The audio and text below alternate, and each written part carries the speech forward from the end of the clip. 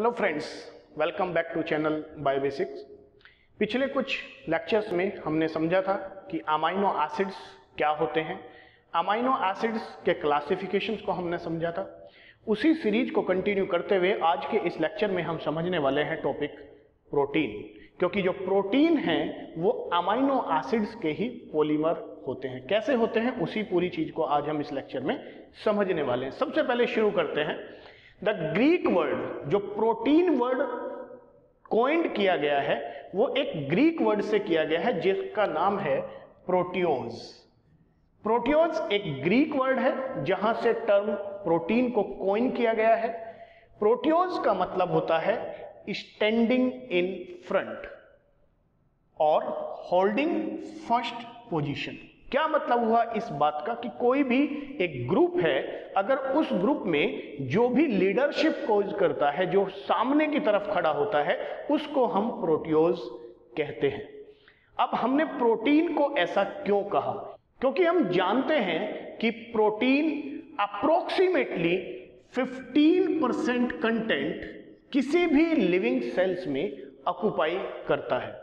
इसका मतलब किस ऑर्गेनिक मॉलिक्यूल्स में सबसे ज्यादा कंटेंट अगर किसी मॉलिक्यूल का होता है तो वो प्रोटीन्स होते हैं। अगर हम इनऑर्गेनिक मॉलिक्यूल्स की बात करें या सिंपल एक मॉलिक्यूल्स की बात करें कि लिविंग ऑर्गेनिजम्स में सबसे ज्यादा कौन सा मॉलिक्यूल पाया जाता है, तो डेफिनेटली वाटर है। हम जानते हैं 70 to 90% वाटर पाया जाता है। लेकिन अगर हम ऑर्गेनिक मॉलिक्यूल्स की बात करते हैं तो ऑर्गेनिक मॉलिक्यूल्स में जो प्रोटीन है वो अप्रोक्सीमेटली 15% ऑक्युपाई करता है एक प्लेस को, राइट। दूसरा, जो प्रोटीन है वो बहुत सारे फंक्शंस में इन्वॉल्व होता है। जैसे प्रोटीन्स जो हैं वो हार्मोन्स भी होते हैं, प्रोटीन्स सेल सिग्नलिंग भी करते हैं, प्रोटीन्स एंजाइम्स भी होते हैं और प्रोटीन्स स्ट्रक्चर्स भी बनाते हैं।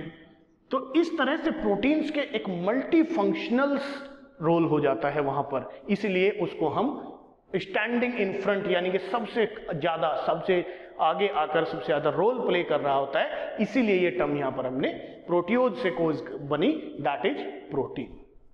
पहली बार इस टर्म को देने वाले थे बर्जीलियस। ये पॉइंट यहां पर इंपॉर्टेंट है, यहां से क्वेश्चन अक्सर नीट में पूछ लिया जाता है कि बर्जीलियस ने पहली बार ये टर्म को कॉइन किया था इन 1838। Second name that is the moulder. Moulder ने प्रोटीन को पहली बार डिस्क्राइब किया था। अगर क्वेश्चन आता है हु डिस्कवर्ड द प्रोटीन और who described the protein, then the answer will be Mulder. अगर ये बात पूछा जाता है कि किसने कॉइंड करी थी प्रोटीन टर्म, जो अक्सर पूछा जाता है, तो नाम आएगा बर्जीलियस। चलिए जी आगे बढ़ते हैं। Proteins are linear heteropolymers of amino acids. बहुत इंपॉर्टेंट लाइन है, इसको बिल्कुल याद रखेंगे। लीनियर है, इसका मतलब उसमें कोई ब्रांच नहीं है, अनब्रांच्ड पॉलीमर्स है। और हेट्रोपॉलीमर्स हैं। किसके पॉलीमर्स हैं? अमाइनो एसिड्स के पॉलीमर्स से। तो तीन क्वेश्चंस यहां से बन जाते हैं। पहला, एक तो लीनियर है, दूसरा हेट्रोपॉलीमर्स है। किसके पॉलीमर्स हैं? अमाइनो एसिड्स के पॉलीमर्स है। पिछले वीडियोस में हमने पढ़ा था कि 20 अमाइनो एसिड्स ऐसे होते हैं जो प्रोटीन सिंथेसिस में पार्टिसिपेट करते हैं, यानी कि प्रोटीजीनियस होते हैं, राइट। वो 20 अमाइनो एसिड्स अलग अलग थे क्योंकि जो उनकी आर चेन थी वो उन सबको अलग बनाती थी। तो जब वो सारे अमाइनो एसिड्स या उनमें से कुछ अमाइनो एसिड्स मिलकर किसी प्रोटीन की सिंथेसिस करते हैं तो वो कैसा बन जाएगा? वो एक हेट्रोपॉलीमर बन जाएगा। जैसे हम जानते हैं, सपोज करो एक अमीनो एसिड्स है एलेनिन। एलेनिन अगर लाइसिन से जुड़ता है, लाइसिन अगर आइसोल्यूसिन से जुड़ता है, आइसोल्यूसिन अगर ट्रिप्टोफैन से जुड़ता है, तो यहां पर आप देखेंगे कि अलग अलग जब मोनोमर्स हो जाते हैं तो ऐसे पॉलीमर को हम क्या कहते हैं? हेट्रोपॉलीमर कहते हैं। तो प्रोटीन जो है वो linear heteropolymer of amino acids हो जाते हैं। ये बात हमारी इंपॉर्टेंट है। एक क्वेश्चन यहां से पूछ लिया जाता है कि amino acids are linked by peptide bonds. ये क्वेश्चन बन जाता है कि प्रोटीन में कौन से बॉन्ड्स यहां पर पाए जाते हैं जिसके थ्रू अमाइनो एसिड्स आपस में जुड़े रहते हैं। तो अभी हमने जैसे ये एलेनिन को लाइसिन से यहां पर हमने कनेक्ट किया तो ये बॉन्ड हमारा या ये बॉन्ड हमारा या ये बॉन्ड हमारा क्या बन जाता है? ये पेप्टाइड बॉन्ड कहलाता है, राइट। इसीलिए क्योंकि यहां पर मल्टीपल पेप्टाइड बॉन्ड्स हैं, इसलिए प्रोटीन्स को हम पॉलीपेप्टाइड चेन भी कह देते हैं। क्योंकि हम जानते हैं कि पोली का मतलब बहुत ज्यादा मैनी होता है और पेप्टाइड बॉन्ड्स वहां पर बहुत सारे हैं, तो उस वजह से प्रोटीन को हम पॉलीपेप्टाइड चेन भी कह देते हैं। आगे बढ़ते हैं और अभी समझते हैं कि वो किस तरह से पेप्टाइड बॉन्ड कार्बोक्सिलिक और अमीनो ग्रुप के बीच में बना होता है। इस बात को हम थोड़ी देर में समझने वाले हैं। ये एक डिहाइड्रेशन रिएक्शन है या इसको हम एक कंडेंसेशन रिएक्शन भी कह देते हैं। अब हम समझते हैं कि किस तरह से वहां पर पेप्टाइड बॉन्ड का फॉर्मेशन होता है अमीनो ग्रुप का और कार्बोक्सिलिक ग्रुप के बीच में। सबसे पहले हम अमीनो एसिड की स्ट्रक्चर को समझते हैं। जैसे कि ये हमारा अल्फा कार्बन है, पिछले लेक्चर्स में हम समझ चुके हैं। यहां पर हमारा एक कार्बोक्सिलिक ग्रुप है, इधर एक अमीनो ग्रुप है, एक H और R, it is a side chain. ये बातें ऑलरेडी हम कर चुके हैं। दूसरे अमीनो एसिड्स, क्योंकि हमें पॉलीमर बनाना है तो हमें मोर देन वन जो मोनोमर्स है उसकी जरूरत पड़ेगी, तो it is NH2C alpha HCOOH and side chain it is R. So there is a bond formation between these two group. अभी हमने पढ़ा कि जो पेप्टाइड बॉन्ड होता है वो कार्बोक्सिलिक और अमीनो ग्रुप के बीच में बनता है। तो यहां से एक OH ग्रुप और यहां से एक H ग्रुप इलिमिनेट हो जाता है in the form of H2O। तो जब ये ग्रुप यहां से इलिमिनेट हो जाएगा तो आप देखेंगे कुछ स्ट्रक्चर ऐसी बनेगी कि इस C के साथ एक डबल बॉन्ड O हो जाएगा और इस N के साथ में एक H रह जाएगा, और यहां जो बॉन्ड का फॉर्मेशन होगा ये बॉन्ड कहलाएगा हमारा पेप्टाइड बॉन्ड।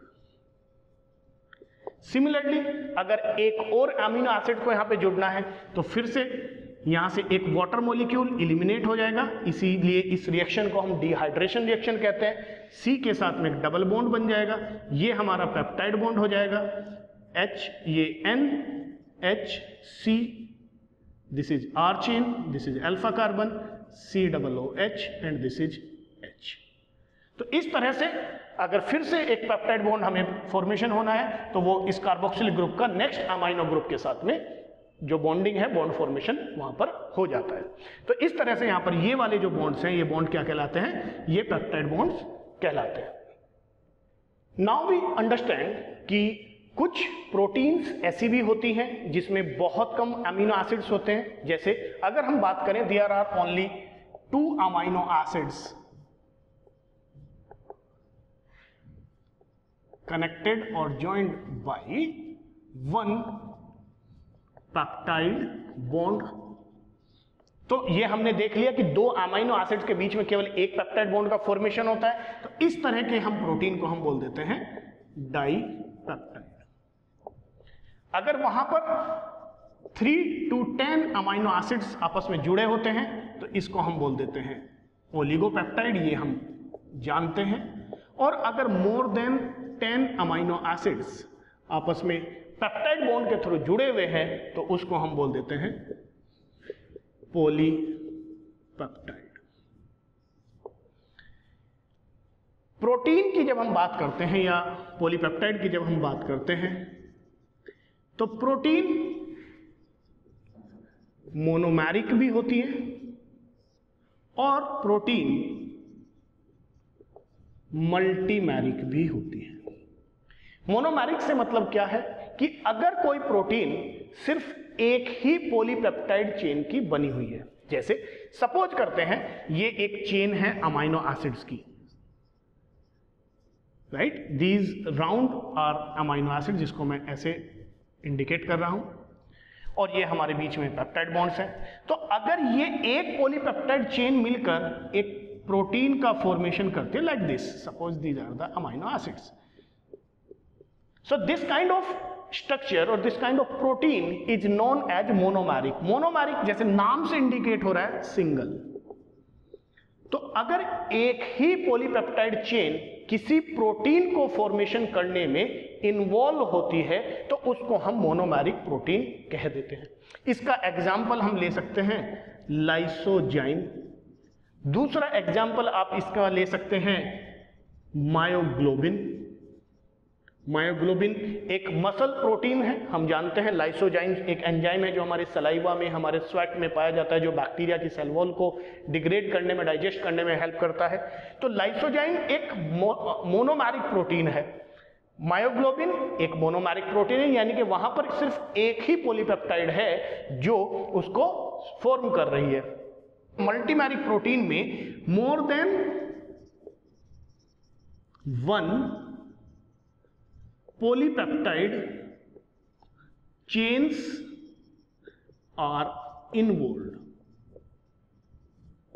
एक से ज्यादा पॉलीपेप्टाइड चेन वहां पर पाई जाती है। जैसे मैंने अभी बताया कि ये एक पॉलीपेप्टाइड चेन है, सपोज करो इसने अपनी एक फंक्शनल जो स्ट्रक्चर है वो फॉर्म करी, और अगर यही प्रोटीन फिर एक किसी दूसरे पॉलीपेप्टाइड चेन के साथ कनेक्टेड है, या तीसरी से कनेक्टेड है, या फिर फोर्थ से कनेक्टेड है, तो इस तरह की जो पूरी ये जो होल स्ट्रक्चर जो बनती है, ये पूरी स्ट्रक्चर कहलाती है मल्टीमेरिक प्रोटीन। अगर मैं इंडिविजुअल की बात करूं तो single this polypeptide is not functional, या इनमें से कोई भी सिंगल या डबल की फॉर्म में फंक्शनल नहीं होगी।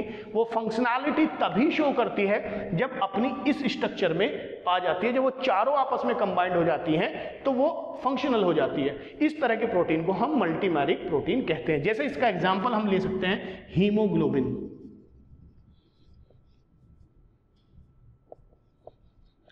हीमोग्लोबिन में 4 पॉलीपेप्टाइड्स होती हैं, 2 अल्फा की होती हैं और 2 बीटा की होती हैं। तो यहां पर 4 पॉलीपेप्टाइड्स मिलके एक प्रोटीन का फॉर्मेशन करते हैं, जो हीमोग्लोबिन में जो ग्लोबिन प्रोटीन है बेसिकली वो 4 पॉलीपेप्टाइड से मिलके बना है, और वो फंक्शनल तभी होती है जब वहां पर वो चारों आपस में कंबाइंड हो जाती है। इसी तरह से अगर हम इंसुलिन की बात करें तो इंसुलिन में 2 पॉलीपेप्टाइड्स आपस में जुड़ी होती हैं, डाइसल्फाइड बॉन्ड्स बनाती हैं, और वो तभी फंक्शनल हो पाती है जब वो 2 पॉलीपेप्टाइड चेन आपस में जुड़ जाती है।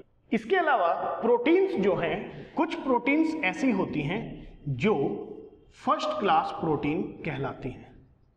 इनको हम कंप्लीट प्रोटीन भी कह देते हैं। क्या है कंप्लीट प्रोटीन या फर्स्ट क्लास प्रोटीन? वो प्रोटीन जिसके अंदर सारे अमीनो एसिड्स, चाहे वो इसेंशियल अमीनो एसिड्स हैं चाहे वो नॉन इसेंशियल अमीनो एसिड्स हैं, तो अगर एक प्रोटीन के अंदर सारे अमीनो एसिड्स पाए जाते हैं तो डाइट के पॉइंट ऑफ व्यू से वो प्रोटीन एक कंप्लीट प्रोटीन कहलाती है। So it contains all amino acids, right. और इसलिए इसको हमने फर्स्ट क्लास प्रोटीन कहा। और इस तरह के प्रोटीन पाए जाते हैं एनिमल्स में। Such proteins are found in animals. दूसरा अगर हम लें सेकंड क्लास प्रोटीन और incomplete protein, so these proteins do not contain all amino acids. इनके पास वो सारे अमीनो एसिड्स नहीं होते हैं जो प्रोटीन सिंथेसिस में इन्वॉल्व होते हैं। इसलिए ये हमें कहां से मिलते हैं? We get them from plants. So plants के जो प्रोटीन है वो इनकम्प्लीट या सेकंड क्लास प्रोटीन कहलाते हैं, और एनिमल्स के जो प्रोटीन है वो कंप्लीट और फर्स्ट क्लास प्रोटीन कहलाते हैं। Now we understand the proteins can be simple और कॉन्जुगेटेड। कैसे होता है? जैसे प्रोटीन्स को अगर हम कहें तो सिंपल भी हो सकती है और कॉन्जुगेटेड भी हो सकती है।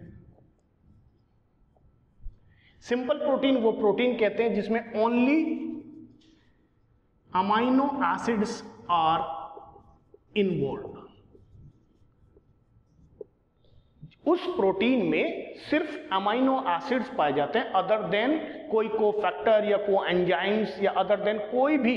जैसे हम हीमोग्लोबिन की बात करें तो हीमोग्लोबिन में globin is protein but haem is a coenzyme, right. तो it is not a simple protein, it is a conjugated protein. तो सिंपल प्रोटीन में only amino acids are there. So example इसका हमारा आता है pepsin enzyme, which is a digestive enzyme, जिसे हम pepsinogen जो हमारे स्टमक से सिक्रीट होता है, जो हमारी फर्स्ट प्रोटीन लाइसिस करता है, तो वो एंजाइम हमारा सिर्फ और सिर्फ अमाइनो एसिड्स को कंटेन्स करता है. There is no need of any other cofactor और coenzymes, right. But conjugated proteins contains amino acids plus other than amino acids group. उनमें अमीनो एसिड्स के साथ साथ उन्हें कुछ ग्रुप्स की भी जरूरत कहती है. वो ग्रुप्स कोएंजाइम्स भी हो सकते हैं, वो ग्रुप्स कोफैक्टर्स भी हो सकते हैं. अगर हम बहुत सारे ऐसे एंजाइम्स हैं जिन्हें कोएंजाइम्स या कोफैक्टर्स की जरूरत होती है, उस तरह के प्रोटीन्स को हम कॉन्जुगेटेड प्रोटीन कहते हैं. जैसे अभी हमने एक एग्जांपल लिया आपका हीमोग्लोबिन. तो हीमोग्लोबिन में प्रोटीन जो है वो ग्लोबिन पार्ट है और साथ में यहां पर एक हीम कोएंजाइम है. तो इस तरह से ये हीमोग्लोबिन एक कॉन्जुगेटेड प्रोटीन कहलाती है. अगर हम बात करें रुबिस्को, तो रुबिस्को एक प्रोटीन है जिसको एक कोफैक्टर की जरूरत पड़ती है, दैट इज मैग्नीशियम आयन. तो यहां पर ये मैग्नीशियम आयन जो है वो कोफैक्टर, इसलिए रुबिस्को भी एक कॉन्जुगेटेड प्रोटीन कहलाती है. अगर हम सिर्फ प्रोटीन की बात करें यहां पर, तो protein itself is known as apoprotein और it is an inactive form. But जब ये एपोप्रोटीन एक कोफैक्टर या कोएंजाइम से मिल जाती है तो ये बन जाती है होलो प्रोटीन और ये बन जाती है functional. It was all about protein. I hope you understood about the protein की प्रोटीन की स्ट्रक्चर कैसी होती है, कौन से बॉन्ड्स वहां पर पाए जाते हैं, किस प्रोटीन को हम सिंपल प्रोटीन या कॉन्जुगेटेड प्रोटीन कहते हैं. नेक्स्ट लेक्चर में हम समझने वाले हैं different level of protein organization. जैसे कि हम जानते हैं कि अलग अलग तरह का ऑर्गेनाइजेशन वहां पर पाया जाता है, तो उसको हम नेक्स्ट क्लास में समझने वाले हैं. Thank you so much for watching this lecture.